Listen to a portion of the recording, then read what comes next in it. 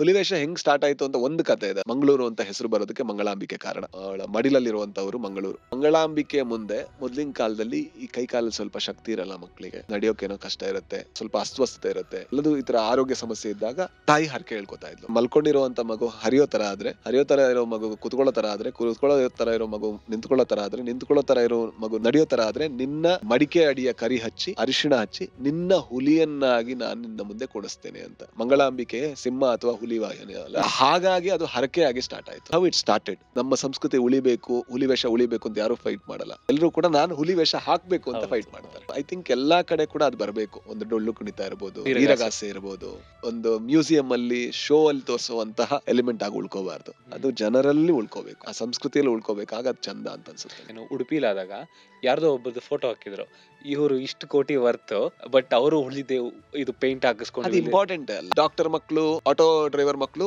ಒಟ್ಟಿಗೆ ಕುಣಿತಾ ಎಕ್ಸಾಕ್ಟ್ಲಿ ಹುಲಿ ವೇಷ, ಎಕ್ಸಾಕ್ಟ್ಲಿ ಕಲರ್ ಹಾಕ್ಬಿಟ್ಟು, ಅಂದ್ರೆ ಇಬ್ರು ಒಂದೇ ರೀತಿ ಸೆಲೆಬ್ರೇಟ್ ಮಾಡ್ತಾ ಇದ್ದಾರೆ. ಭಾರಿ ಖುಷಿ ಅಂತ.